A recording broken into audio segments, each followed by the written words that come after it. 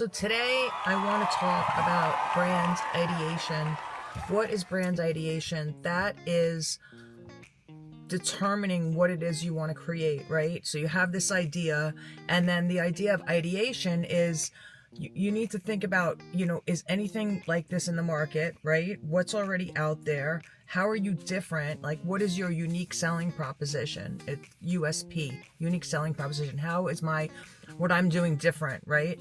And how is it relevant? And is it needed? If there are a lot of people doing the same thing, look, there are a lot of Me Too businesses out there, and some can have achieved success. But the thing is, like, how is your idea different? Why is it needed? And you also have to keep in mind that if people are already getting this thing that you want to make, like if it's already out there, there's already customers, so the customer that you want to acquire for the most is probably buying this from somebody else, right? So not only do you have to be like amazing, but you have to get that customer into your camp to be buying your product. So just to give you some context on how different it needs to be. And I'm not saying, not every product is going to be just disruptive, like that was a word we heard about, back in the day. It was like, oh, disruptive, Dollar Shave Club disrupted the whole, shaving industry with their subscription-based model. That was disruptive, right? Warby Parker, eyeglasses that you don't have to go to the store. They'll send them to you, and you could order your lenses from the comfort of your own home. That was disruptive, right? But typically a lot of ideas are not, a mattress in a box. That was disruptive. Like, we never got a mattress in a box. You used to go to the store and, it'd be this big thing, and it was never in a box. Disruptive.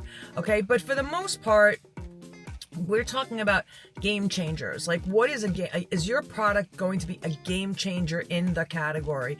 Are you going to be able to, redefine a category with this change, that type of thing? So that's what you kind of want to look at. Why you, why now, why this product, right?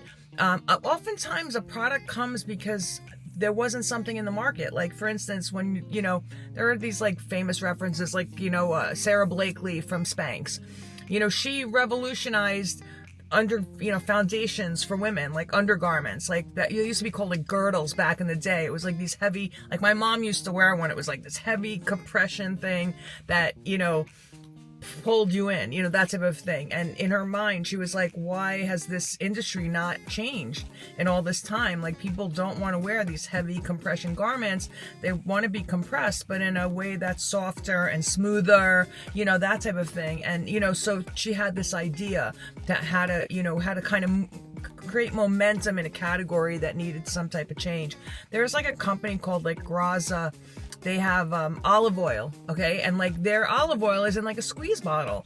And that's really different. It's like I never saw olive oil in a squeeze bottle. Like, why not? It's a great idea. You just want to squeeze it on, or, that type of thing. Now, like, you have it, you pour it, it's usually too much, too little, too much, that kind of thing. But the squeeze bottle actually kind of shifts it. So, that's really, I feel like their olive oil is supposedly has other attributes that make it good, but one of the big features was being in a squeeze bottle. The next thing is really target audience. And I don't want to get into that in this video because I want to do another video about target audience. But number one, the idea. What's the big idea? How am I different? Why am I needed? Is there a necessity for me in the marketplace? Is there room for me in the marketplace? Can I penetrate this marketplace? That type of thing. So I really want to take this kind of step by step. And there's going to be subsequent videos that I'll make that are going to go through this whole process. But I think that, the idea first, thinking about it, why is it different? Really drilling down into what your unique selling proposition is. What is your USP?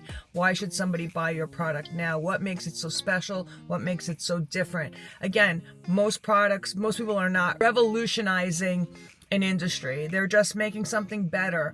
Look, in the case of fashion, it's a lot of it's aspirational. Like, we create fashion. That's been my industry. we create fashion because it's, we have like a look and a style, and, like, yeah, I mean, you could say, one denim jacket to another denim jacket, what's the difference, that type of thing. But in those cases, there are tweaks, you get known for a look. There's like a certain brand DNA, something that you become known for that becomes special to you. Like when I had Alice and Trixie, the big thing that we became known for as the years went on was the prints that we did. We did all these proprietary prints. They were designed in-house, and we became known for it. Like no one else would have the same prints that we had, and they were a type of print and a style of print that people wanted that wasn't readily in the market. And, when you saw something, it was like, oh, that's an Alice and Trixie print. You know what I'm saying? So like, what is it about what you're doing that it could be like, oh, it's this brand? So I want to leave you with that today, and I will see you in the next video.